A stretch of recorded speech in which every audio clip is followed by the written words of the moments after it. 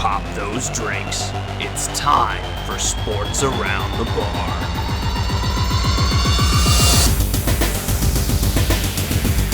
Hey guys, welcome into Sports Around the Bar, your weekly sports talk show. As always, I am Jake, your bartender, and I'm joined on center stool by my co-host Drew. And today we have Tyreek ducking his suspension. We just got done fighting about it. We're going to fight a little bit more about it on air. Drew, I know you're excited for that, being a Chiefs fan and all. I'm a Titans fan. I don't care what happens to this guy, but we'll talk about that in a minute. I do care a little bit because I care about the state of the league and all the messages it sends. We'll talk about that, and we're also going to talk about the Steelers in 2019 and see how we think this team, who's lost all those stars, is going to do. Drew, any thoughts before we begin? Yeah, Jeremy, this is the beginning of the show. Welcome in, man. I know. Not the end of the show, the beginning. Stay the whole time, though. Good to see you too, Zach. Today, like I said, we've got a lot to go into, a lot to talk about, a lot to fight about. So let's get right into it, man. Tyreek Hill. If you haven't heard, the NFL has decided today to not suspend him for any of the 2019 season. And you know who's probably out there scratching his head right now? Kareem Hunt. Like, I got 8 games? Josh Gordon. He's like, how long am I out? For smoking a little bit of weed? Oh, man. It is, like I said, an interesting topic. There's a lot to this story. There definitely is. I don't want to go out and try to muddy the waters or say it's very simple or you need to have one decision, you need to be on one side or the other. I really do believe this is incredibly complicated. We're going to start by talking about it now. Drew, for everybody who doesn't know, there was accusations early on from his wife, we believe, it might be girlfriend, that he had broken his child's arm and that he's abused this child. Tyreek Hill said he's been tough on the child. He does it to, what's the right word? Discipline him, I guess, or try to, he's trying to help him grow by being harder on him. When I look at this, and when I listen to the entire 12 or 13 minute, audio and everything, I gotta say, man, I think he did it. I do. Do I think he should be suspended? We'll talk about that in a minute, but I really believe that he actually did this, especially, I'm gonna let you talk, because I know you got a lot to say, but. I was gonna listen. No, to be honest, I think the guy has problems? Absolutely. He's obviously got a temper that needs to be probably some therapy and, some regulation in his life to control that. There's no doubt about it. But when you're talking about that recording, this was done without his attention, and he was not aware of it. His girlfriend/wife, whatever she is, called him without his permission, recorded the conversation, and antagonized him, pushed him into anger. She knew she would get him wild up and make him say crazy things. But one thing he did never say is, I'm the one that broke that child's arm. In any term did he ever say that. Yes, he threatened her. He said, you should be scared of me too. Well, we all know this guy has an issue. There's also a dumb bitch in there too. It was, you should be she said, your son is terrified of you. And you got to put this in context, Drew. I get it. She said to him, your son is terrified of you. And he kind of fired back and said, you should be terrified of me too, you dumb bitch. I mean, it's all about the context, man. Yes. Does he have anger issues? Of course he does. If I'm the NFL and I heard that on recording, right now I'd be like 6 games. That's assault, right? That's verbal assault. You need to be suspended for that. That would be enough for me. Honestly, if you told a woman you need to be terrified of me, that's good enough for suspension right there. So I am confused as to why, not confused, I think I know why it happened, but I am also disappointed in the NFL for deciding it's okay to not suspend Tyreek Hill when we have this on audio. Let me catch up on some of these comments. Ian, I'm glad you could join us. Yes, rest in peace. Mitchell Petrus, is that how you? I think it's Petrus. Right? Okay. Yes, we lost him to heat stroke. Be careful out there, guys. It's massive heat wave out there. Jeremy says it's so trash. Hill is not suspended. We'll get to it. Jamin, what's going on, man? Glad you could join us from San Antonio. Scott says discipline by breaking an arm. Shake his head. There's no proof. Right. He's never admitted to breaking the arm. There's no proof. Right? There's no concrete proof on that. The one difference we had in Kareem Hunt, and you made a good point before the show talking about this, between Ray Rice, Kareem Hunt, we do have video. We know for a fact that it happened and that he did it. Let me just say, when I listened to him and I listened to this interview, and even going back to when he's talking about hitting her in 2014, and he said, I didn't punch you, or he's trying to get her to admit that he didn't punch her, and she's like, then why did I have bruises? Everyone's like, oh, well, she's trying to walk that back. I was like, no, she just doesn't want to rile him up. If she was like, yes, you hit me, and he is abusive, what's the next thing that's going to happen? He's going to hit her again. So when I heard all this, I believe 100% Kareem Hunt probably did this, but let me say this. I don't believe you can suspend somebody because you think they did something. I think that's the stance the NFL should have. There's no concrete proof that he broke the child's arm. I'd still suspend him because, like I said, you're threatening the girl on the recording. I'd suspend him. But I don't think you can give him as harsh of a punishment because I don't think he did it to his, or I don't know for a fact that he did it to his child. I'll say this. I think what should have happened, the NFL should have come out and admitted, look, we've been too stingy lately with some of these suspensions, from Zeke Elliott to Tom Brady to Josh Gordon. We are going to take a step backward and not be as into the enforcement of things.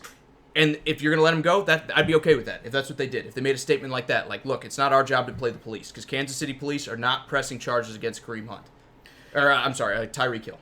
I'm going to get back into comments. Go Good? Go ahead, yeah. I know you had to get on your soapbox for a second. No, that's okay. I have one other scenario they could have done. They could have also just said, real quick, before we do comments, they could have also come out and said, look, we don't care. You embarrassed the league. I don't care if you broke his arm or not. There's reasonable suspicion to believe that you did.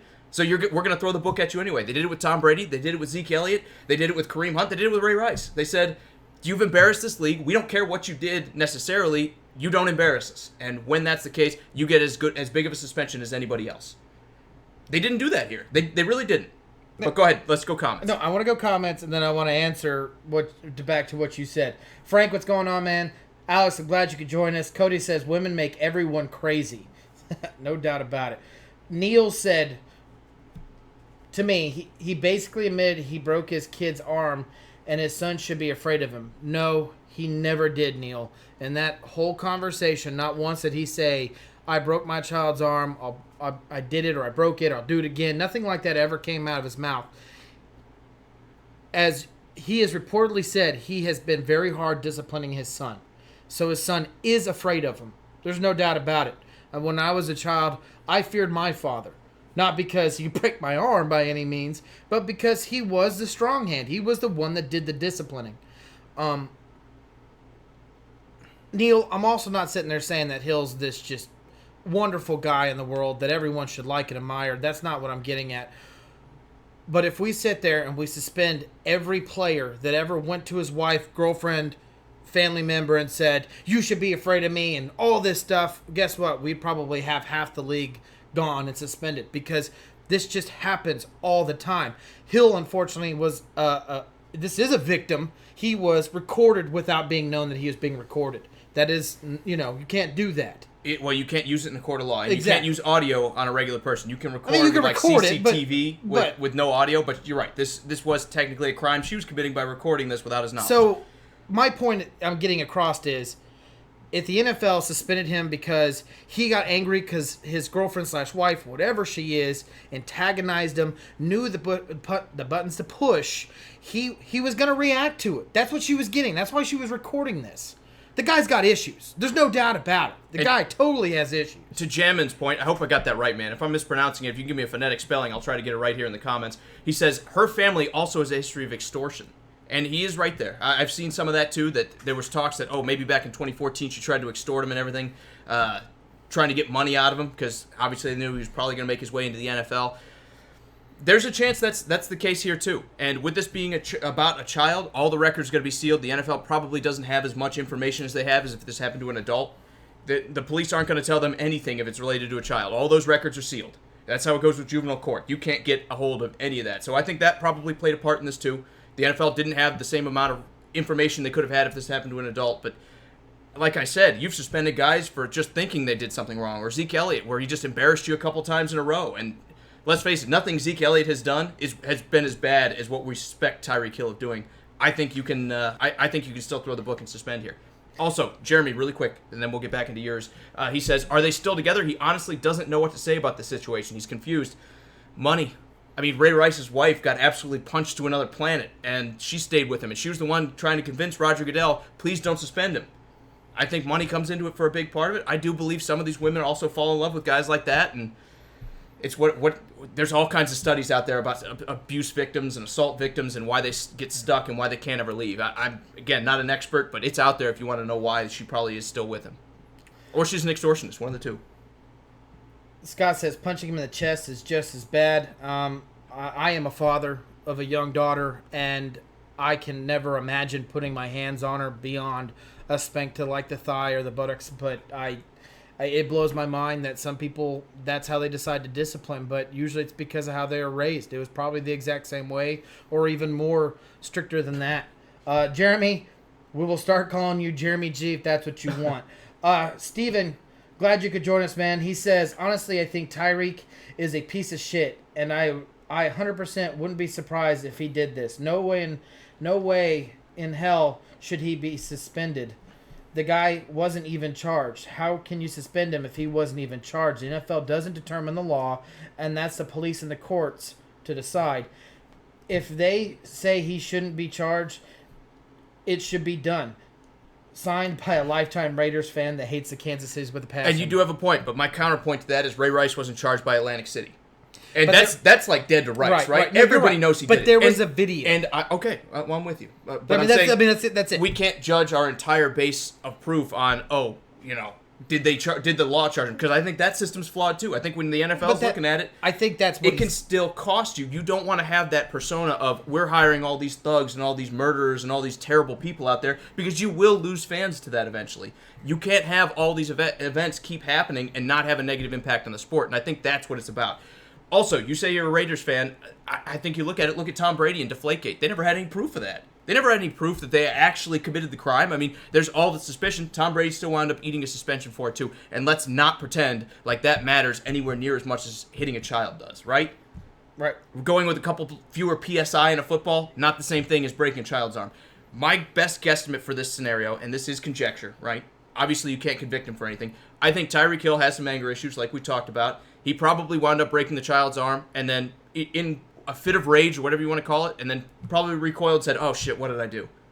Kind of like Adrian Peterson with the switch. I bet you the same thing probably happened. He got upset, maybe hit him a little bit harder than he meant to, disciplined him a little bit harder than he meant to, did some damage, and then was like, ooh, that ain't good. And I bet you that's probably what happened in this scenario. Do I believe that's going to be enough for suspension?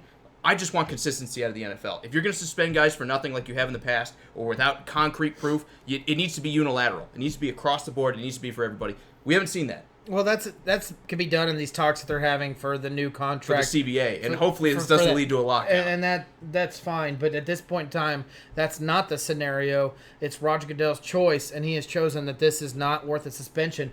Jeremy G says the audio should have been enough for something. That's where I'm getting at, man. Is if we start recording all these NFL players, they're all gonna get suspended for something. We're all human. They make mistakes. We got a lot of guys with anger issues. You got guys that, that's just who they are. That's the way they were built. That's why they can play. Not to mention some of them are on the juice, and we're not talking about it. Some of them are on steroids. And this is why they play such a violent game. And don't pretend like they're not. We all know a lot of these guys. I mean, what happens is you get popped for steroids in the NFL. They're like, dang, that's 4 games. We're going to miss them. And then they come back, and we all forget about it. Baseball, you take steroids. They're like, that's the death blow, right? You're never allowed in the Hall of Fame and everything else. In football, you're like, okay, just do your time, and we'll get you back on that regimen as soon as possible, as soon as the heat dies down. So yeah, a lot of these guys are juiced up. A lot of them, it's a violent sport. You need violent people to play a violent sport. They're not all going to be saints. But I'm with Jeremy. I think that audio, that threat right there, is enough for me. I would give him at least 4 to 6 games for that alone. God, we're going to suspend everybody. If you're threatening somebody, yeah. If you say you need to be terrified of me, you dumb bitch. Show. Yeah. Did I? Yeah. I say you need to be terrified of me, Drew? Every day we start this show. Every day. All right. Zach also says there's no proof, and with the audio, yeah, it sounds bad, but he's claiming that he was meaning it, and that he has something on her, and there's no way to prove that he didn't mean that it was just audio. I'm not 100% sure where you're going with this, Zach. I think you're saying there wasn't anything in the audio that was just damning. It wasn't the Ray Rice or Kareem Hunt. Again, I still don't think these two are even in the same stratosphere when you talk about Kareem Hunt tapping a woman with his foot and a child's arm being broken. I think that there's still this is on another level than what Kareem Hunt did. But Ray Rice, I absolutely agree. It's not that 100% certainty. We see him do it. We know 100% that he did it. There is some uncertainty here. I'm with you on that point. I still think the threat alone on there is enough for a suspension. Well, I completely agree that Kareem Hunt versus like Ray Rice, and if Tyreek Hill did break his son's arm, like these are all completely a different scenario from Kareem Hunt. But the NFL has gone out there and said we will not handle or we will not allow our players to be abusive towards women. That's what they said. It's not just assault, it's abuse towards women. So when that video came out, regardless if it's a tap, a light kick, whatever, It was shown on video that he did it. And that was, hey, you didn't listen to our rules. We said not that. There's 8 games. Well, Greg Hardy got suspended. We didn't have definitive proof for Greg Hardy. That was he said, she said. Let me just tell you this right now. That's one scary and he did it. I mean, I believe the same thing. It's the same thing with Greg Hardy. He did it. One of the best ways, I can't remember who said it. It was another sportscaster, and he was sitting there saying, Greg Hardy's one of those players, when you're walking on the side of the street and you see him coming towards you, you go ahead and just cross the street and walk the other side. Because he's just that kind of intimidating person. That's obviously why his career in the NFL was very short, because there's something wrong with that guy. No, I agree. I think he was just, there's a reason he's doing MMA right now. He's out there. I think he's a guy that just hurts people, and that's just what he is. I think the NFL got to the point where, like, look, we still have an image to uphold. We're a violent sport, but we don't want to be looked at like the MMA or anything like that, where we've got a bunch of killers on the field or guys that have the potential to really hurt somebody. They had to kind of throw their hands up and say, look, Greg, it ain't for us. I mean, I know Dallas tried to bring him back. They kept him under contract for like 2 years. 2 years after that happened, but when you look at it, he just had to get out of there. A couple more comments, and then we'll move on, Drew. Actually, hold on. Go ahead. Zach says he was meaning they can't prove he was threatening harm, is what he was getting at through his comments. All right, I'm with you. Well, he did threaten the woman, right? When you tell someone they need to be terrified of you, that why are you terrified of them? Why would you be terrified of somebody unless they're gonna hurt you? Because you should. He works out, she doesn't.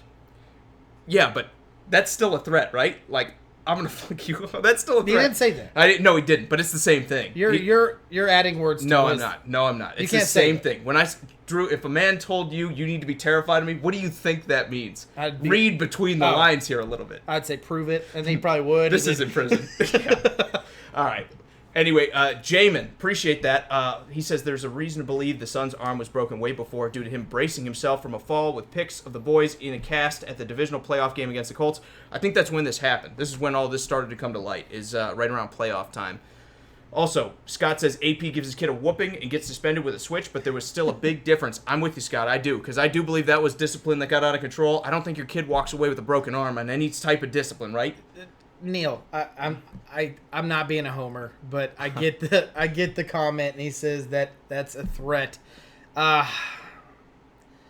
It is. I mean, dude, it is. But he did not say I'll hurt you. He just said you should be scared of me. Blah blah. And that's because. What does that mean, Drew? Like, how else do you interpret that? Can I remind you guys again that she recorded this conversation, enticed his anger, which she knew he already had, based on 2014, and enticed... When he got in trouble and pleaded guilty and had to serve 3 years of probation for beating this woman. Let's not sugarcoat it. We know Tyreek Hill there is has a done history shit in the between past. these two. He enticed it, and she pushed it, and he pushed him over the edge. But regardless of him being over the edge, the whole point to this is he never admitted to hurting his son. That is it. That's literally, you can call me a homer all you want, but if this was Zeke Elliott or if this was Tom Brady, I would still say the exact same thing. Now, if anything comes out that he actually did it, I don't think he should ever play in the NFL again, regardless if it's a Chiefs uniform or any other team. I hate to lose him. I hate to lose Kareem Hunt. But I'm sorry. It's just if let's just say, guys, we've all probably had one of those tough relationships that it ended up badly, and if that girl called you back and brought up everything that happened in it, you're going to sit there and tell me, no, it's okay, I'm over it, everything's good now. No, if she knew the buttons you were pushed to get you angry, the things you would say to her, I'm a multi-millionaire. I'd probably just get her out of my life. I mean, she'd probably never be allowed within thousands Easier feet of said me. and done when you have a kid. Really. Well, yes, that does make things Easier more said and done when you have a kid. My bodyguard's going over there and picking the kid up, and he'll drop the kid off too. I would never have contact with her again if I thought I was at that kind of risk. Also, a couple more, because we do have to move on, but Cody says the NFL has the right to protect their image, but with so much money involved, he likes that the NFL waited to punish him until the cops responded with a finding. I'm with you. I'm 100% with you. I'm all for waiting until, all the information comes out, but like I said, I think with the information we have and what you suspended on in the past, you're not being consistent, letting him off the hook when you've punished other guys as well. I want consistency out of the NFL. I even think if you're going to let him slide, as long as it came with that apology and said, look, we've been a little bit too much of a stickler in the past on guys like Tom Brady, Zeke Elliott. We need to take a little bit of a step back, and we're going to wait until the criminal justice system comes with charges at him before we do anything. I'd be okay with this finding too. But right now, you have these teams like the Cowboys and the Patriots who are going to be looking at this and saying, They did this because they don't like my team, and I can't say they're wrong. I really can't. I mean, Jerry Jones is the guy who tried to remove, and Robert Kraft were both the guys trying to get rid of Roger Goodell at before his next contract got signed a couple of years ago. And then you again, have an argument now. We both agree that Roger Goodell has way too much power. We do. I just want some consistency. I want some guidelines. This is what happens when you do this. I don't want any more, we just wait for the NFL gods to, like, send down an angel that says, Tyreek Hill cleared, Kareem Hunt 8 games. You can't have that anymore. We need to see a little bit of transparency and see what goes on with the process. And we're with you, Scott. We can't imagine anyone hitting anyone's children. Even a punch, whatever you want to call it. I want to see what we're talking about when it's a punch, because again, if it's light stuff, that could just be the way you discipline. If we're talking about an actual hit, then yeah, I think that's incredibly way too far. Jeremy says money can also influence the criminal justice system. 100% right there. That's exactly my point. That's why Atlantic City, even though Ray Rice absolutely just haymakered his wife, they were like, we don't care. We want people to keep coming to Atlantic City and spending their money. I'm down more in the comments with you. Ken, glad you could join us. Dad. Same thing with you, Justin. He said the NFL should have gave Tyreek Hill, I'm assuming he's saying Tyreek Hill a 4-game suspension. I think that's what he meant to say. I guess that's everyone's opinion. Obviously, my dad is a disagreement with me, and he's a big Kansas City Chiefs fan, maybe even bigger than I am, and he thinks that Tyreek Hill should have got 4 games. I'm with Ken. I would even go a little bit harsher. I'd say 6. I'm being honest. This is not about being a homer. I know I'm a Chiefs fan, guys, and everyone's gonna say that, but that's not the right step to do, because someone said something on a conversation that was recorded without his knowledge. Because that you'll start seeing this happen more and more. These women will start doing this to these guys, and you will see a lot of players getting suspended because of words that come out of their mouth. Is it right? No, you shouldn't talk to women like that. But there's not a law against it. Let me also talk. Well, there is. You can't threaten somebody like that. He didn't That's threaten That's her. verbal abuse. He didn't that's say, assault, I will right? kill you, I will beat you. You need He to be said, scared to be is enough You of should a be threat. scared of me too. That you dumb bitch. Yes, I know. That was all in there too. Bad words doesn't mean that you're... It does. It adds emphasis to it, number one. And number two, if you tell someone they need to be terrified of you, that is a threat, Drew. That is a threat. Okay, we'll move forward here. We don't have forever to argue about that. Jamin says he agrees with the consistency, and there isn't any in this case. He also says, what about Zeke Elliott chest bumping the security guard, knocking him over? One thing I will say, and another thing I think that separates this case from Zeke Elliott and anything he's done in the past, it's a bouncer at a bar in Dallas. At the very least, the bouncer has some expectation that things might get violent, things might get handsy. Do I think that he's probably in the wrong for knocking the guy over? Yes. Is it better to hit a bouncer than it is to hit a child? 100% yes, because the bouncer, again, you know what you're signing up for, right? The child's not signing up for it to get hit. The bouncer's signing up that, hey, some drunk might take a swing at me. And maybe in that case, it was just the wrong night. He wasn't on guard enough. Zeke wasn't drunk enough for him to be able to take him. Whatever it is, there's levels to everything. Is it still wrong on Zeke's part? Yes.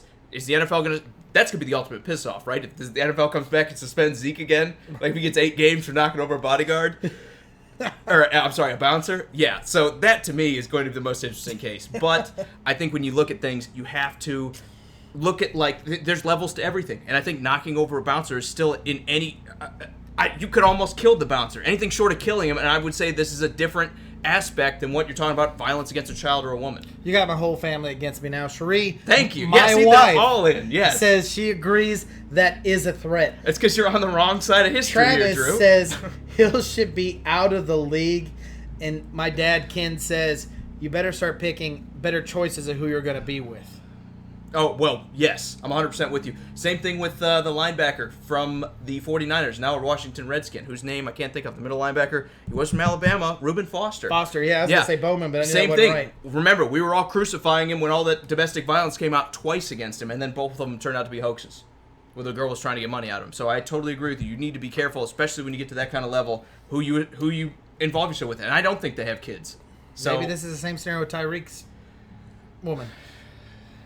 I'm less likely to believe it. I'm less likely to believe it because of that video. Because Foster because of the tape. Foster still had domestic charges pressed against him. He did. But we never had a video of Foster saying, you need to be terrified of me. Well, I'm not saying it didn't happen. Okay, you'll record it. We don't have any proof of him saying that. But I still believe, if you want to ask me likelihood of which happening, I think Reuben Foster is nowhere near as likely as Tyreek Hill having done this. And again, you can't you can't prosecute on likelihood. You got to have concrete facts. But if the NFL is going to do it in the past for some people, you got to do it for everybody. And that's my point.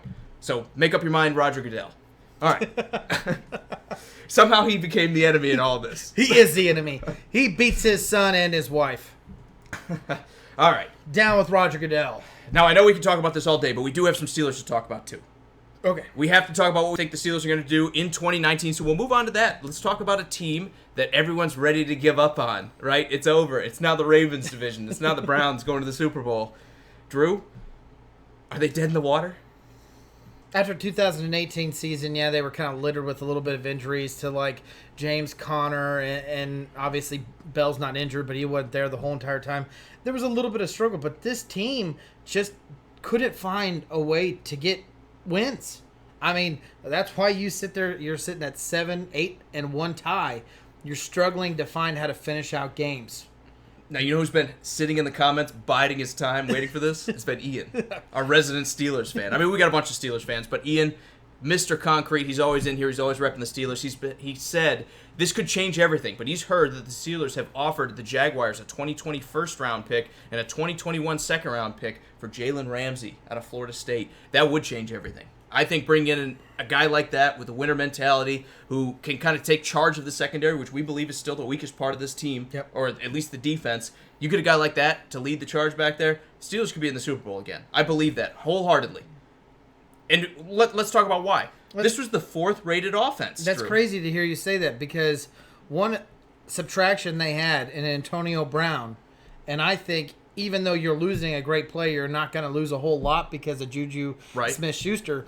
You told me I was crazy to sit there and say that this guy can fill his shoes. Well, I don't believe Juju Smith-Schuster is as good as Antonio Brown. I don't think he's going to be That's bad. not what we said. I just said I don't think you're going to miss him because he's going to fill the shoes properly. Well, I didn't say you're not going to miss Antonio Brown. I think they will miss Antonio Brown a little bit, but like I've always said with Roethlisberger, we've seen him do it with every guy under the sun. The Steelers organization seemed to be able to draft wide receivers almost anywhere since Tomlin's been there, and you know what's also been consistent? Well, not Big since Ben Tomlin. Even before that, before that, you got Lynn Swann, you got Hines Ward, you got you had Hines Ward, okay, but before that, before Tomlin took over, the Steelers were a running team, right? I mean, going all the way back to the bus and everything. This was a running team. They weren't airing the ball out. Absolutely, but they had some of the greatest receivers of all time to play. Okay, I'm not saying the Steelers have never had great receivers. Okay. But what I am saying is when they evolved into a passing offense where we're going to throw predominantly and run less with Mike Tomlin, remember, everyone was saying, oh, the Steelers, they've always been a running team. He's going to wreck it.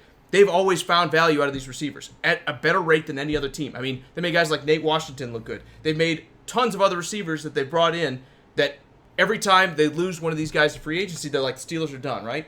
And then they always wind up staying good. I think Antonio Brown might just be the next iteration of that. I like the way Ian says. He says you get healthier when you cut out the cancer. And regardless if it was Ben Roethlisberger or Antonio Brown, one side of that disagreement is now gone. Something wasn't working. And now you're moving forward. I agree with you completely. I absolutely agree there. Now, Jamin says the Browns will win the division. And we were thinking maybe that's the case too. But, spoiler alert for later on in the show, we may not think that now. Let me talk about why they're good, though. I was going to read Justin's comment, but I had a burp. Go ahead. Still wish the Packers didn't trade the 30th pick that turned into T.J. Watt. Yeah, no, I agree. And even though we talked about this before the show, we saw his sack numbers kind of take a bit of a dip towards the end of the season. He was consistent in his pressures. Yeah. I want to see him advance, but T.J. Watt's looking good, man. He's definitely... Now you got Devin Bush in the mix. This front seven might be formidable again. He's definitely the future pass rusher of that organization for a long time. I highly doubt he's going to go anywhere. And I was one of the biggest ones saying I wish that his numbers didn't decline, Well, first of all, because he was on my fantasy team, but mostly because, I like to see good players succeed. And the Hurries are perfect and they're wonderful, but guess what they don't get you? They don't get you 2-17, 3-16. The numbers that push people back where it's hard to convert a first down.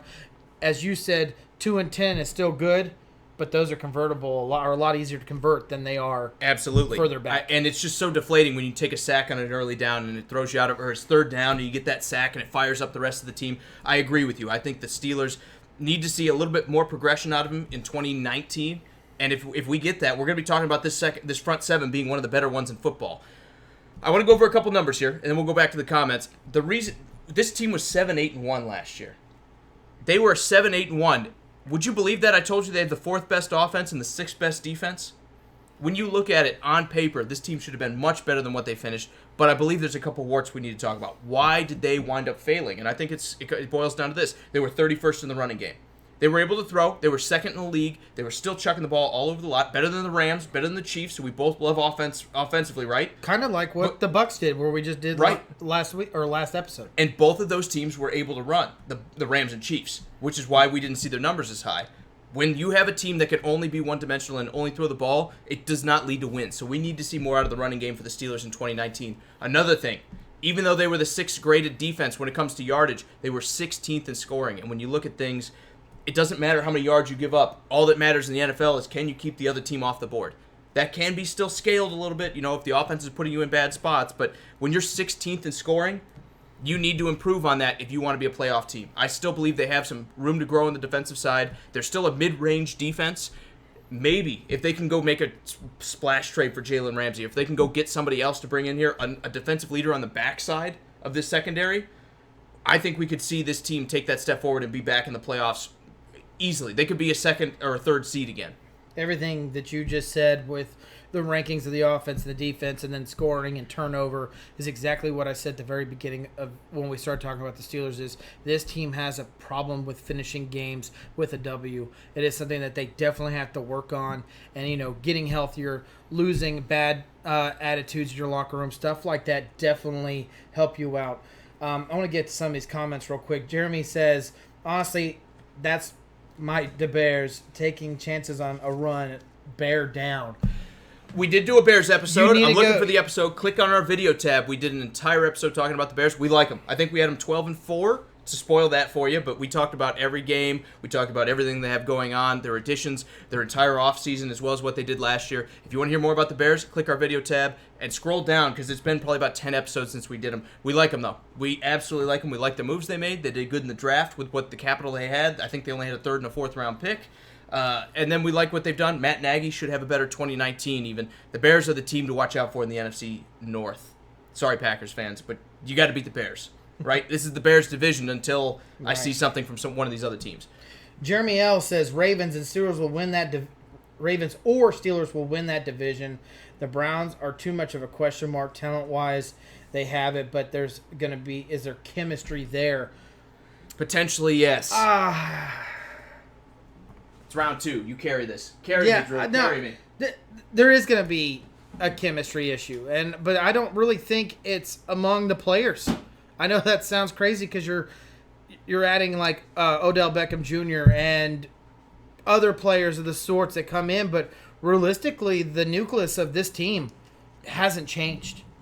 There is additions, but I think the biggest addition is the head coach.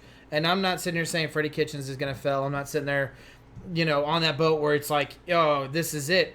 But I think that's the biggest question mark is can Freddie Kitchens call a game that fits well to the players that he has on his roster? And can he make good decisions as a first-time head coach? We see them make clock management mistakes all the time. We see them make timeout mistakes. We see them make review mistakes.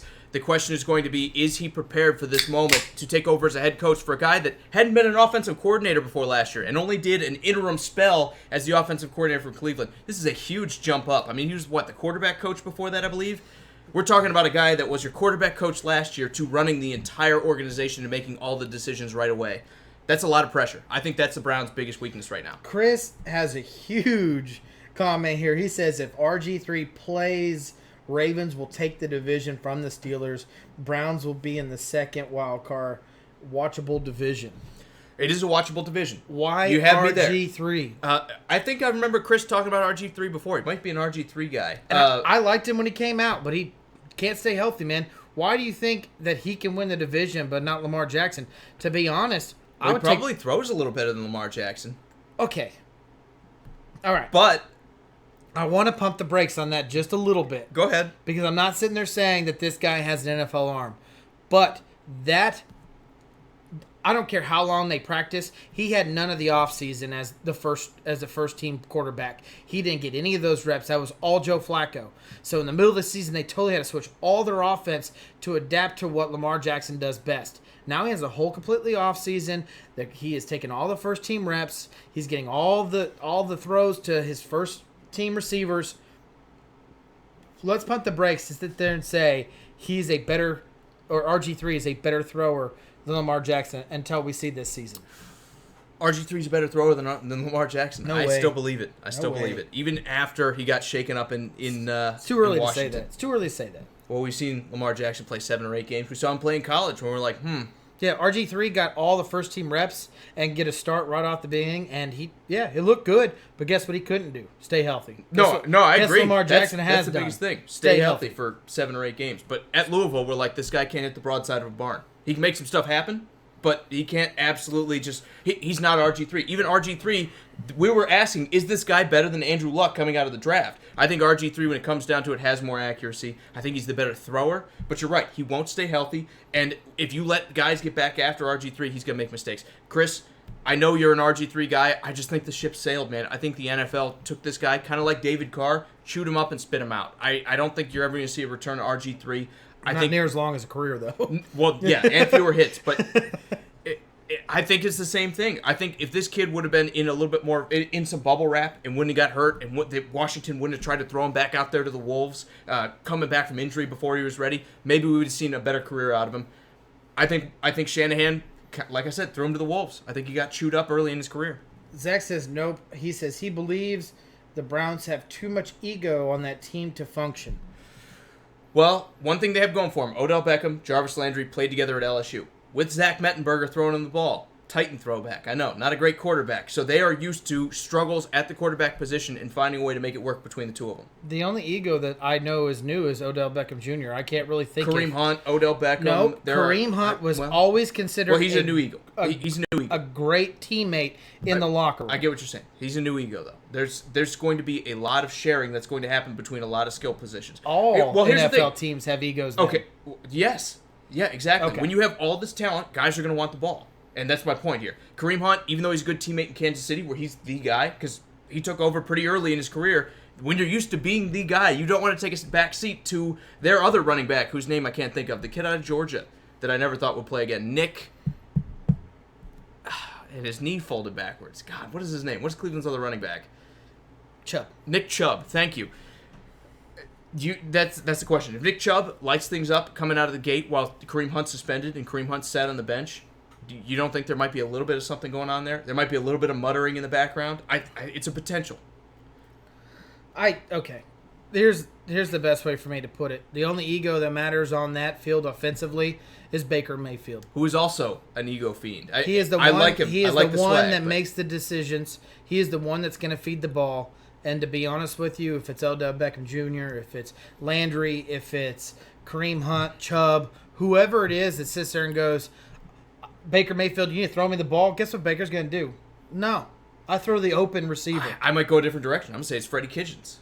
Because usually plays have intended targets where we're doing this to get Odell Beckham open. We're doing this to get Kareem Hunt open. We're doing this to set a diversion where we can run the ball. I think this is going to be, is Kitchens able there to call might be first enough options, diversion? but that doesn't mean he has to throw the ball. It doesn't always go there. But, well, if it's an end around, it's got to go to the receiver, right? If it's a running play, it's got to go to the running back. Like, if you call it audible there's going to be some issues. I think this is on Freddie Kitchens. You're going to have to distribute the ball enough. And, yes, I'm with you. It doesn't always go to the first option, but there are a lot of times it does. So you're going to have to find a way to keep a lot of these big egos happy. Let's not forget we're talking about the Steelers, though. We talked a lot of Browns here. I know.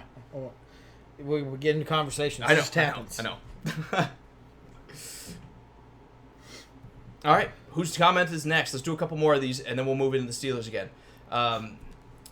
Justin says, he won a Heisman. I know they both did, but RG3 is worn down mentally, whereas Lamar Jackson has a hunger.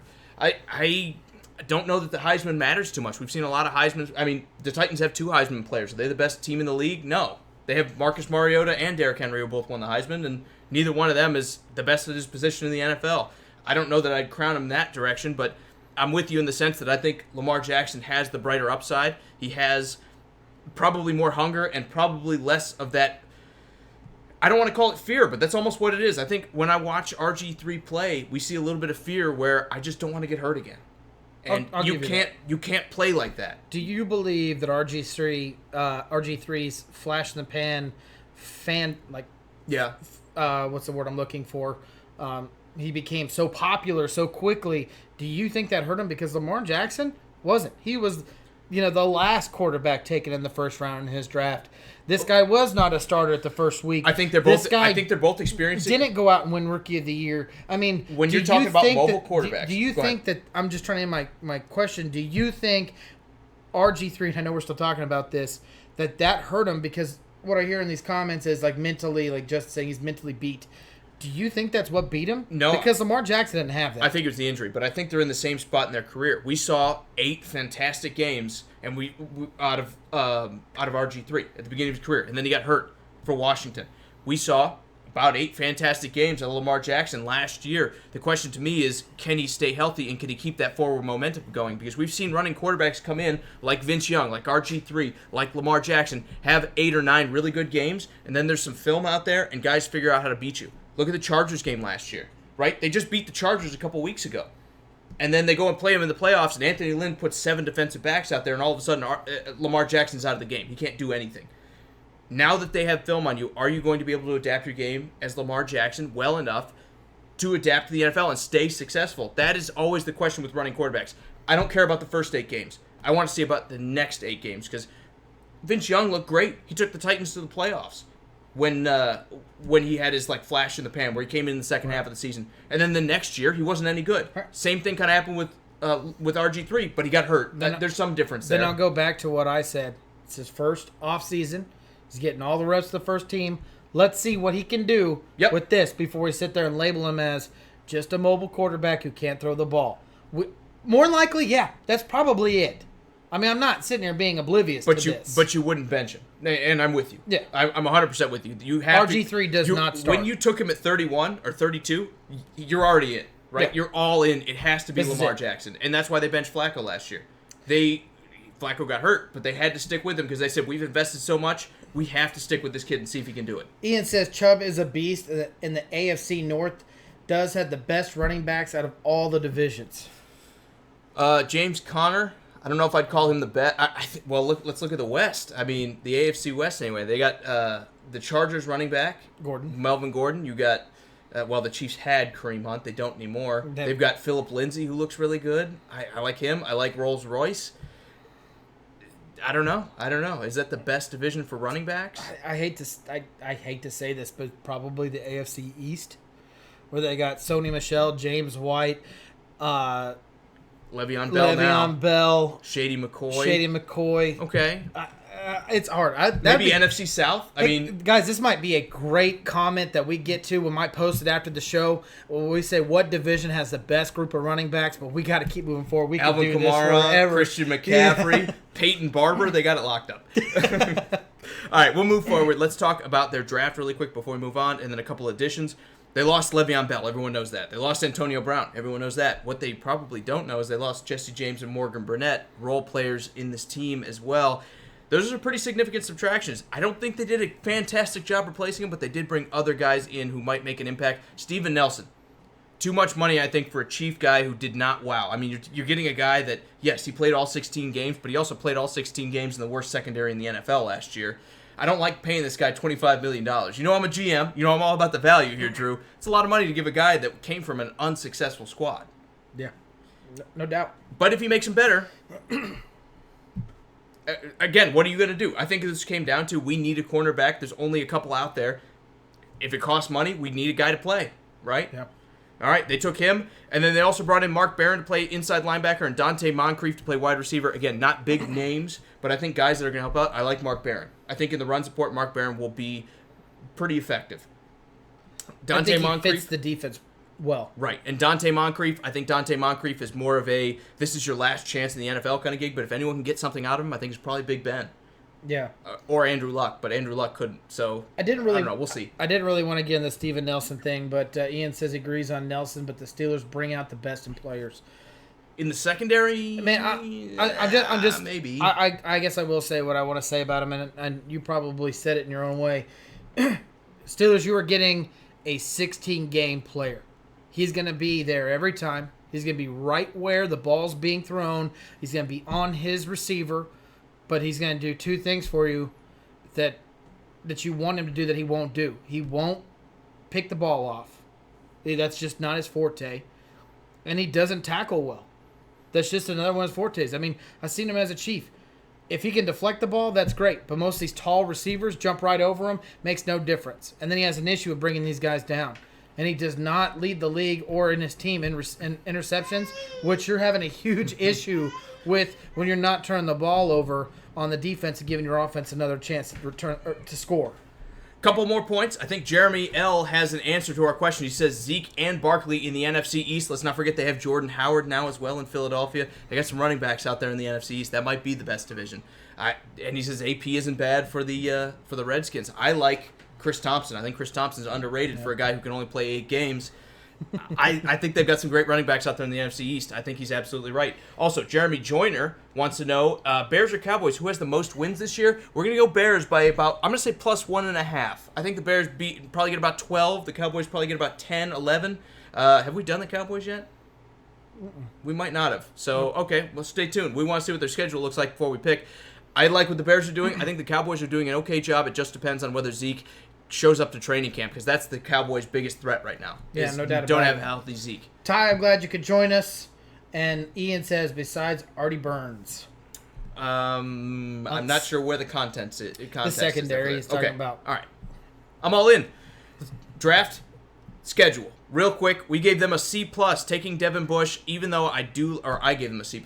I don't remember what Drew gave them. Even though they took Devin Bush, and I think that's a worthy pick, I'm not crazy about trading away all those assets to bring in a middle linebacker who, even though I like the middle linebacker position, look, they got the last guy and they stole it from a division rival out of the Bengals. So I think it's a move that has some money ball kind of implications, and it forced the Bengals to take an offensive lineman instead of a new defensive captain. He's going to help them. Yeah. I think him playing next to a guy like Mark Barron should be pretty formidable on that defense. Deontay Johnson, I'm not crazy about him coming out of Toledo, but it's whatever. They find a way to make it work with whoever they draft, it seems like. And then Justin Lane, I think, might be the steal of my draft. Coming out of Michigan State, this guy only gave up like 18 catches as a senior. Starting at cornerback for Michigan State, I think that's absolutely fantastic. Jeez.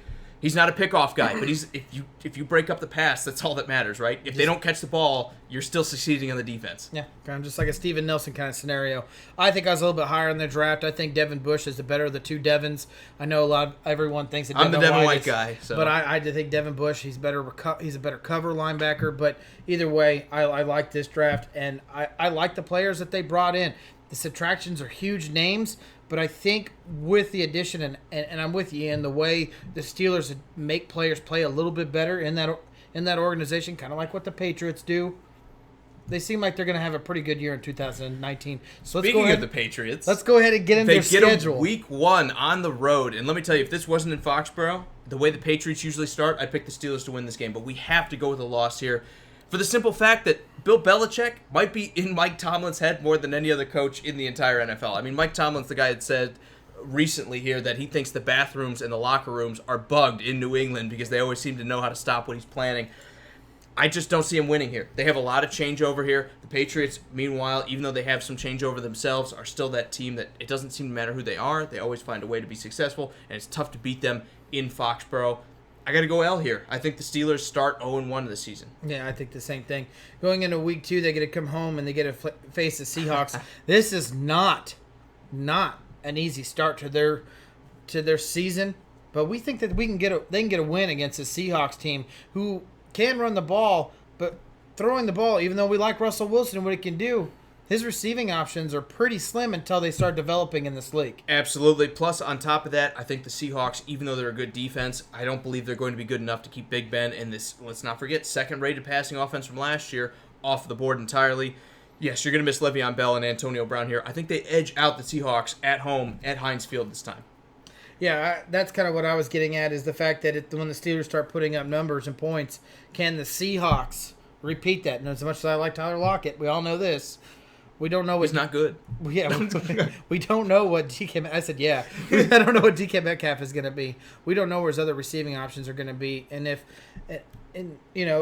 Nelson and Lane start working out for them, I mean, they got a 2 and 3 corner. It's going to be tough for a team to score on. Hopefully, as a Steelers fan, not a Steelers fan, but for you Steelers fans, this secondary is going to be better. Now, Ian says the Pats start week every year, not raising their 7th banner and beating the Steelers. W for Pitt. Again, if this was in Heinz Field, I would be right there with you. We debated back and forth. This was our hardest game to pick here. Week 1, do the Patriots start strong enough to beat the Steelers, or vice versa? Do the Steelers have what it takes to go on the road to Foxborough to win? I'm going to give the slight edge to the Patriots. This might be the game to watch in Week 1. I think this is going to be a fantastic game. I know the Bears and Packers play, but the Steelers and Patriots are a pretty good rivalry too, right? We love watching that game too. Absolutely. At the very least, it's the AFC game of the week. If it was the Chiefs and the Pats, it'd be that, but it's not. So, Week 3, they go on the road, and we think they're going to lose to Jimmy G and the 49ers. Not a good start. They've lost some weapons. Jimmy G has a great passing game. We're not willing to bet that a guy like Steven Nelson or even Justin Lane are going to be on enough to stop what I believe is going to be an offense that needs to throw a ton to stay successful. To be honest, I think this is a game where they just kind of got 2 tough games in a row, and then they find themselves on the West Coast, maybe a little beat up, maybe just kind of like overlooking this 49ers team where they're like, man, we just played both 1 and 2 Super Bowls. Now we're ready to face a team that we should be able to beat, and they might just look past them. And as much as we knock the 49ers and what they're doing, spending so much money, one thing that they do have going for them is this defense should be formidable, especially getting after the quarterback. And one thing you beat Ben Roethlisberger is you put hands in his face, and he struggles to find open receivers. Yep, and now Ian's saying 3-0 start. That's bold, and let me tell you, this is a tough start to the season. If you come out 2-1, you call it a win, especially on the road out there in the 49ers early in the season. They'll be harder to beat than people think. Kyle Shanahan has a great offense. Jimmy G will presumably be healthy up to this point. They're going to be able to throw the ball, and that's how you attack the Steelers, right? You just air the ball out a little bit. I think the Steelers are going to struggle a little bit more than you do out there on the West Coast in San Fran. Yeah. Don't worry, though. It gets better in Week 4 because you get the Bengals at home, right? I mean, we all know the Bengals are going to be one of the worst defenses. You should be able to put up points. The question is going to be, can the defense slow this down? I think it'll be closer than people think. I think this is a 6 or 7 point victory still for the Steelers, but I think it'll be a close game because you're still going to have a healthy Andy Dalton. A.J. Green's going to be healthy. You're going to have a healthy running game. I think the Bengals are going to keep up, at least for a while, with the Steelers scoring. Ian said the Steelers do play down to weaker teams, but not that game against the 49ers. I think the traveling is what's going to get them, man. It's travel, and it's Shanahan's creative offense, man. We are underrating that guy as a coach. Like I said, when the NFL put him at 23rd in the NFL as in like a coaching ranking thing, I was like, cut him right now. We will fire our coach in Tennessee, Mike Vrabel. Mike Vrabel. I was like, he's done okay in Tennessee, but I will fire him right now to bring Shanahan in. I'm sorry. Like he can chop his wiener off for the Super Bowl all he wants. I do not care. Look it up. He said it. I do not care. I would bring in Kyle Shanahan if in a heartbeat if I was given the opportunity to. So we believe in Week 4 that is a win for the Steelers. In Week 5, they get to stay at home and they face their rivals. More probably the game to watch in Week 5. They play the Ravens. We see this as a win for the Steelers. They got some new linebackers in there that are going to be down to stop the run. And the Ravens, if they're going to win this year, are going to need linebackers. Exactly. They're going to need to run the ball. I think Devin Bush might have his coming out party, whatever you want to call it, for his NFL career. I didn't mean to say it like that. That has bad implications. I think Devin Bush has his best game of the season to this point. In this game, when he needs to stop the run for the Ravens, he's going to be after Lamar Jackson. He's going to be that athletic linebacker that runs him down a little bit. And then you have Mark Barron to back him up. I think the Ravens are going to be forced to throw here. And then, even though it's a slugfest, because it is Baltimore versus Pittsburgh, I think Pittsburgh has the firepower to beat them. Into Week 5, Ian already has them 5-0, not losing a game yet. In Week 6, they go on the road again to the West Coast. This is some terrible travel. I know it's a couple weeks in between, but, man, we're talking big changes in time zone. I mean, it really messes with you. And not only that, they're facing the Chargers, which, as much as I hate this, one of the most complete teams in the NFL. Can they win? I'm glad we recorded that. I'm going to play that every time. Chargers, one of the most complete teams. No. And let me tell you why. I think they take a loss here from fatigue. You just came off the Ravens, who just got done beating you up on defense. I think that offensive line's going to be tired. And then you got to go face Ingram and Bosa back-to-back like that. I think the Chargers, who hopefully are still healthy at this point, maybe Keenan Allen's hurt, and we'll think different during the season. But if they're healthy enough, the Chargers have to be the favorite here because they're at home out there in L.A. And that 89 ranking that he got in Madden stays true? Oh, man, dude. Don't even get me started on Madden rankings.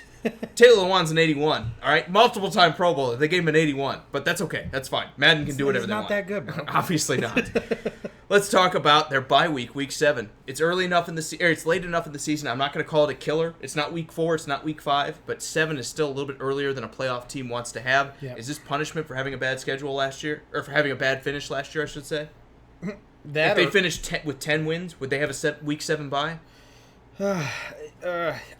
I don't know how they decide to pick these buys. To be honest with you, I don't know if it's revenge. Maybe to be honest with you, they just got done with their hardest stretch of this schedule.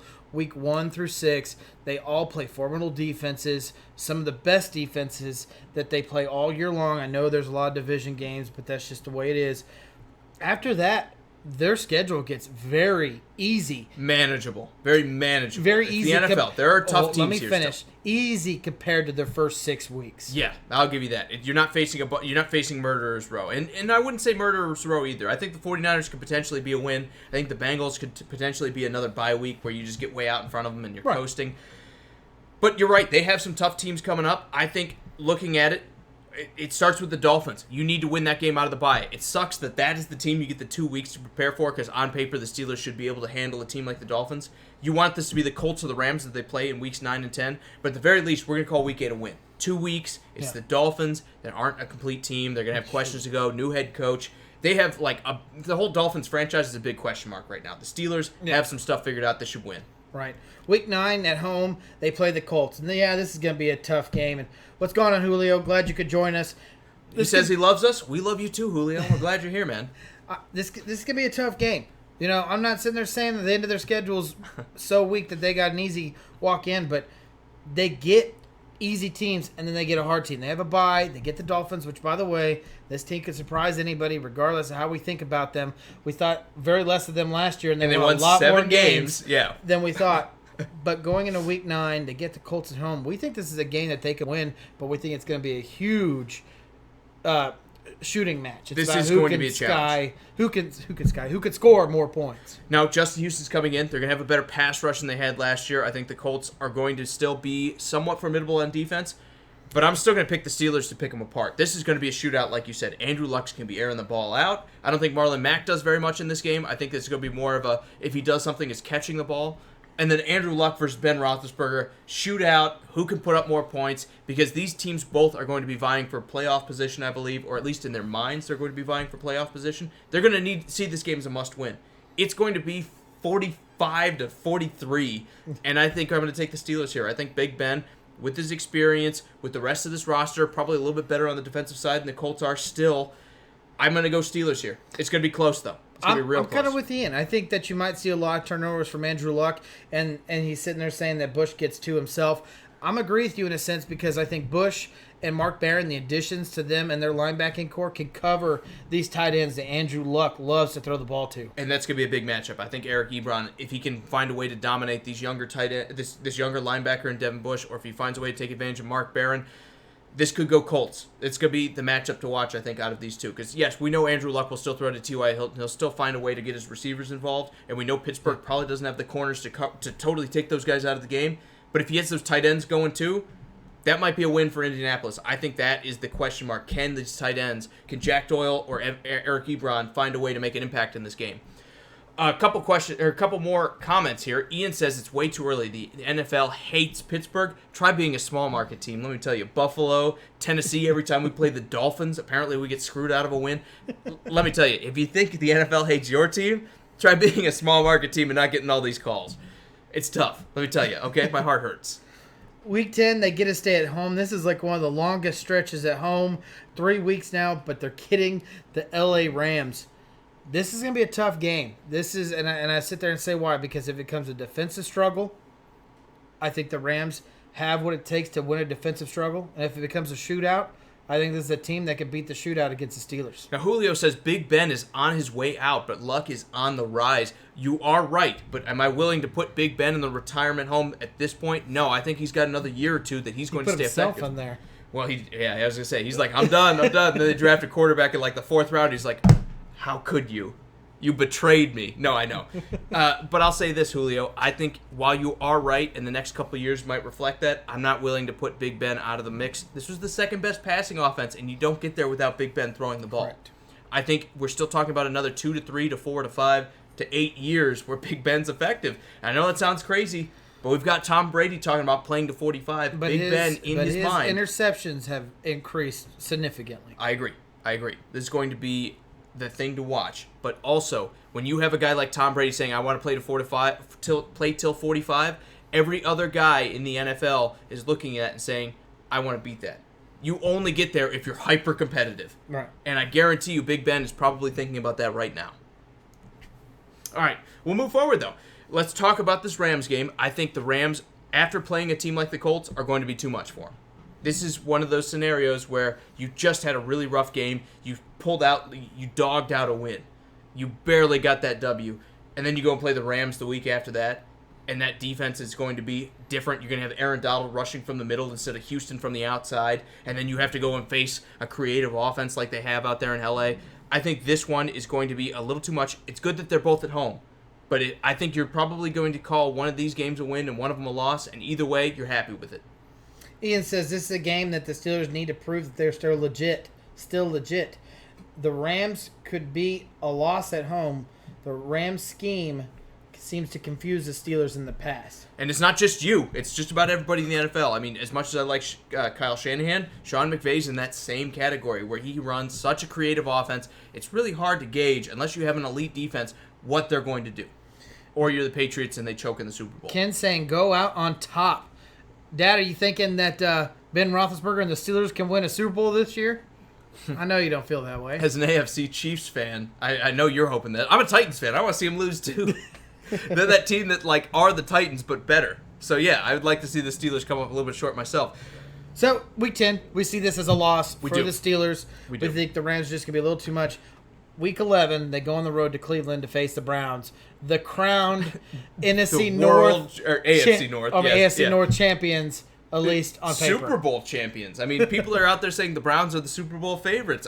I don't see that. I think the Browns are still going to be a challenge. I see them winning in Cleveland.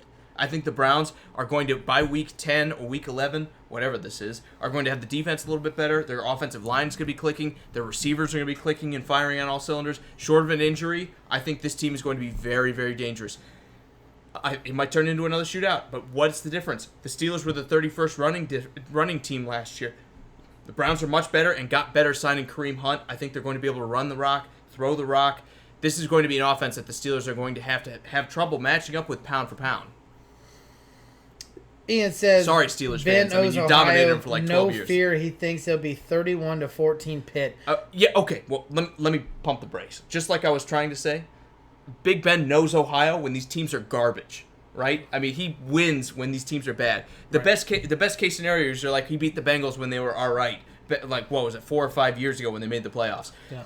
Yeah, so he's dominated the state of Ohio when the teams there haven't been very good. But there are a lot of teams that you could win when the team's not very good. Now all of a sudden, I think you have legitimate competition. I don't know that I'm willing to bet that Big Ben just travels well to Ohio. I think it's more along the lines of he just got pumped up, beating up on these little teams that aren't ready to play. And now all of a sudden, Cleveland looks like they're about ready to match up with Pittsburgh. This was week 1, 2, 3, maybe even 4. Even in Cleveland, I can see this win against Pittsburgh. I honestly do. I think that Freddie Kitchens is going to have to get used to scheming properly for teams that are going to be in front of him when he gets ready for it. But by week 11, we do think this Browns team could be rolling. And unfortunately, you're finding yourself in Cleveland. And let's not forget, these Cleveland fans, they are loud and they are proud, and it is tough. And now they have something to cheer for. It is a tough, tough place to play. Absolutely. But week 12... you're still in Ohio. Like you said, Ian, he owns Ohio, and you're going to get to play one of those bad teams like I talked about. So buy a house there. You get the Bengals on the road in Cincinnati. How often do you think that house would get vandalized? Exactly. Yeah, keep that in the down low. I think the Bengals are going to struggle in this one, even though I think we said that might be a little bit of a shootout early in the season. I think by now you probably had those injuries come in. Like it seems like it happens every year for the Bengals. They've already lost their left tackle, case in point. I think the Bengals are going to struggle in Week 12 much more than they would in Week 4. Look for TJ Watt to maybe put up a couple sacks against a weak offensive line. Absolutely. In Week 13, they get to face the Browns again, but they get them at home. One of the hardest things to do is beat a team in the NFL twice, and it's even harder. I didn't mean to play that. Keep going. It's even harder when it's 2 weeks difference. Who's our sound guy? Fire him. This got to be a win for the Pittsburgh Steelers. They're facing at home. They just played them. What difference could their scheme be with 2 weeks in between? This is a win for the Steelers. It's going to be. Even if the Browns have a better record at the end of the year, this Steelers team is going to beat the Browns in Pittsburgh. Now, Julio, he wants to change gears a little bit. I want to talk about this for a second because we haven't talked about this yet. He said he wants to know about Manny Pacquiao. Do you think he can win at this point in his career? It's going to be a struggle, man. But I say credit to him for staying.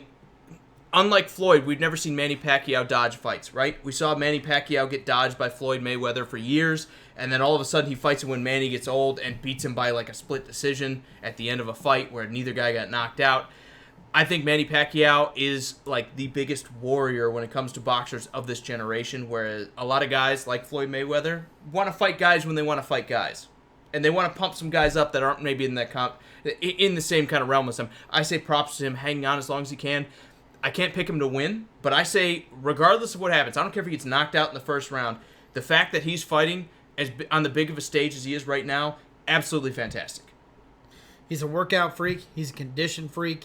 His hobby is to condition and maintain his body at a high level. Will he get knocked out in the first round? No. I don't care who it is. I'm not saying he will either. Oh, no, I know you're not. I'm just saying he's going to make a competitive fight. Will he win it? I don't know. I honestly don't. And this is nothing against boxing. I don't know enough about the other fighter to sit there and say, oh, he's going to dominate Pacquiao. I'm with you. All right, we'll move on, and we'll talk about the Cardinals in Week 14 here. Against the Steelers, this needs to be a win, right? You're thirsting for the playoffs. Things have gone right for the first few weeks of the season, for the first 12, 13 weeks of the season. You have to beat a team like the Cardinals, even though you're on the road, even though you're out west, you're in the desert. But this time of year, being in the desert might not be such a bad thing. It's a little bit warmer. It's still a closed dome if they need it. I think the Cardinals are going to be that team that, even though we like the moves they've made, aren't going to have the firepower to keep up with the Steelers, who already have the established quarterback, and the passing game will probably be good, and they might even be able to run on them too, because that, I think, is still going to be one of the weaknesses for the Cardinals. Week 15, they go home against the Bills, and we see this as a slip-up game. This is a game where they got their eyes on the prize, they're looking at playoffs, they're looking at winning their division, and they're getting excited. They're seeing, they're seeing that door to victory, and they bring in a team like this, the Bills, where they're hungry for just wins. This team is not looking to go to the playoffs. If they get there, that's great, but they more than likely will not. They got a team that's trying to find the future in their quarterback and this defense, and let's not forget, this defense is stingy. Right, and cold weather, I go with the defensive team. It's in Pittsburgh this time, but Buffalo's outdoors as well. These teams are both cold weather teams that are used to playing in the snow. When you get that bad of weather this late in the season, I usually lean towards the team that can run a little bit better. Buffalo's committed to the running game, right? They brought in all those running backs. They brought in TJ Yeldon, who, even though you don't think it's a deal, might come in to be a factor here because you might need 10 to 12 to 15 snaps out of this guy when some other guys are hurt. I think Buffalo has the better running game. I think they have an offensive line that, even though they're rebuilding, have brought in guys to try to make it better, and they have a great defense that's going to maybe keep the Steelers in check. It's going to be an interesting matchup, I think, for sure. I think Buffalo might steal a win here in Week 15. Ian says close, but the D will be the key. That could be a low-scoring game. It says 9-7 Pittsburgh. I've only seen one loss that Ian has given, so this team so far is 13-1. Well, maybe he's saying the Jets beat them in Week 16 because this might, again, be another cold weather game. That's what he has to. And you've got two teams who are committed to running the ball, He right? loses the last 3 games, right? The Bills, well, I think he said 14-2. So he's only got to pick one of these two. Right. You've got the Bills in Week 15 at home in Pittsburgh, and then you get another open-air game against the Jets out there at whatever, the new Meadowlands. I forget where they play, what the name of the stadium is.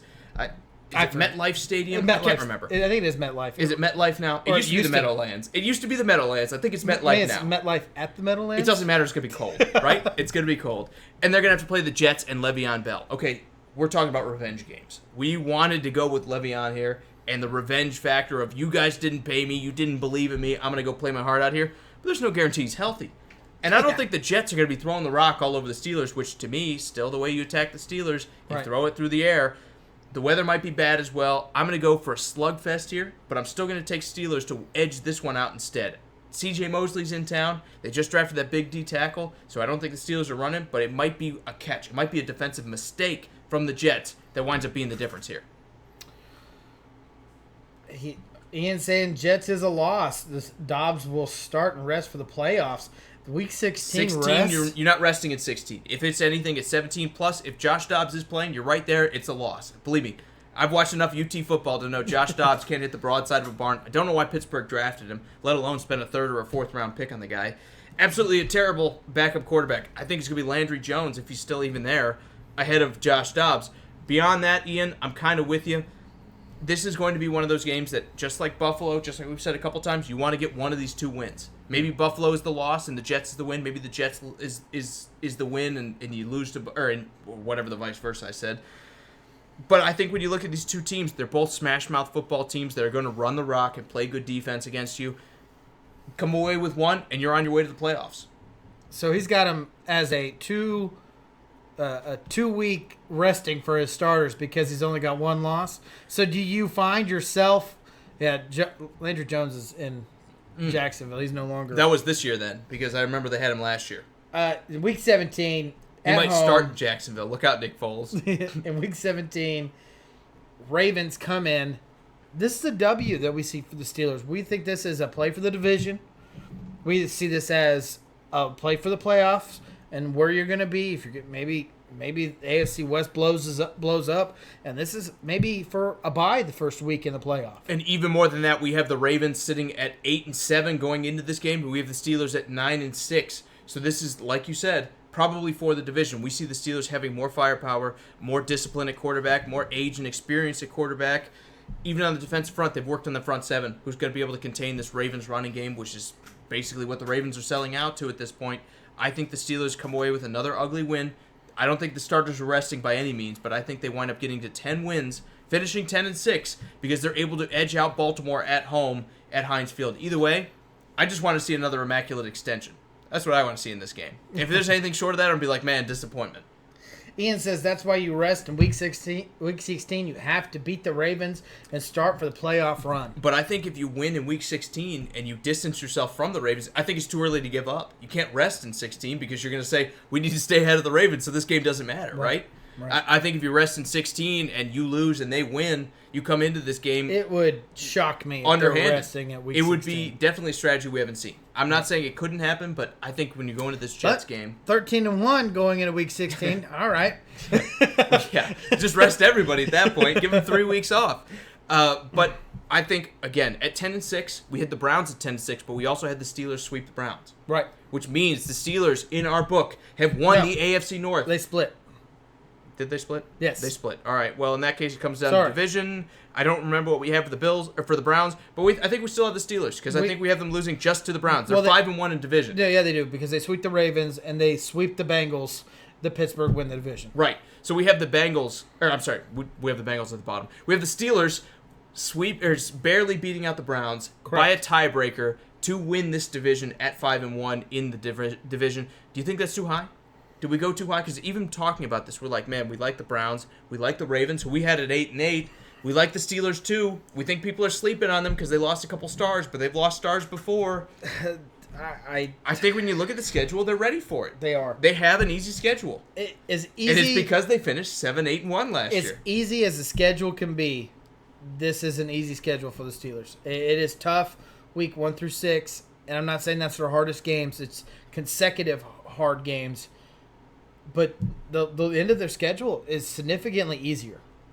I totally agree. And let me go with Julio's point here. He says, no, it doesn't matter which way each team is up. The rivalry is going to be smash mouth between Pittsburgh and Baltimore. Do they have the pride to sit their guys in Week 17 against a team like Baltimore? No. I don't think so. I think they still probably march out there and play them at least for a half. Yeah. Right?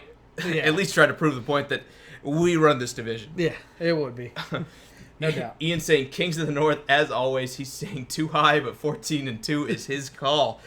Yeah, I think that's too high. It's all right. My Chiefs are 16-0, so don't worry about it, buddy.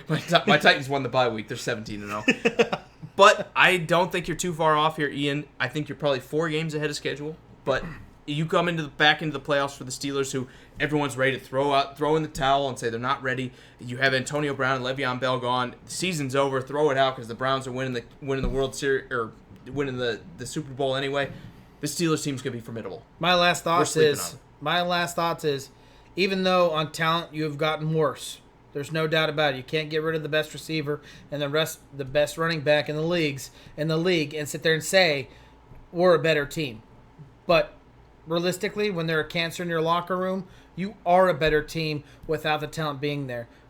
Even though the talent is less, over talent. This team is so much better with them. We see 2019 being a better year than 2018. Absolutely. So just like you, Ian, we have the Steelers as the kings of the North by an edge, but we have them winning this division. We think it's gonna be a good division, though. We do. Minus Cincinnati. We think it's going to be a good division. Right. This, I think, might be the first complete division we've done. Yes, and this actually might be the division that puts 3 teams in the playoffs. It's a possibility. Well, I mean, theoretically, yeah. But are they beating the Chargers? Are they beating all 3 of those AFC South teams that are going to be good? And maybe the Jaguars, maybe too? my Chiefs slip up. Maybe they go 9-7. Are they beating the Dolphins? Yeah, probably. But I'm with you here, man. The Chiefs aren't going 9-7. We'll talk about them later. Hey, thanks, man. For now, yeah, they're going 7-9. Oh, okay. For now, guys, we are Sports Around the Bar. Drew has some special thanks here. We appreciate each and every one of you. It was a great show. It was absolutely fun. We had a great time, guys. We appreciate all the likes, all the shares, everything else. So let's go to some special thanks here. Yeah, guys, like he said, thank you again for all the likes, shares, comments. It means the world to us. Thank you so much for joining us this evening. We do want to give a special thanks to all the guys and women if they were out there, especially my wife. When you comment, if I missed you, I'm so sorry. But Jeremy, Zach, Ian, Jeremy, a lot of Jeremys, by the way. Jamin, Scott, Frank, Alex, Cody, Neil, Steven, even though Neil disagreed with me. It's okay, man. I still love you. Steven, but Justin, just Kenneth, Travis, Cherie, my beautiful wife, Jeremy, Chris, Perry, Ty, and Julio. Kenneth, your beautiful dad. My beautiful father. Yes, there you go. You guys are all awesome. Thank you so much. Big showing from the Chapmans today. We appreciate that, guys. We also appreciate each and every one of you. It was a fun show. I always love talking Steelers because everyone has something to say. But for Sports Around the Bar, we will be back on Monday to talk about another team who I don't know who they are. But we're going to talk about them and everything else going on in the NFL and the sports world in general. So, for Sports Around the Bar, I am Jake. This is Drew. We will see you then.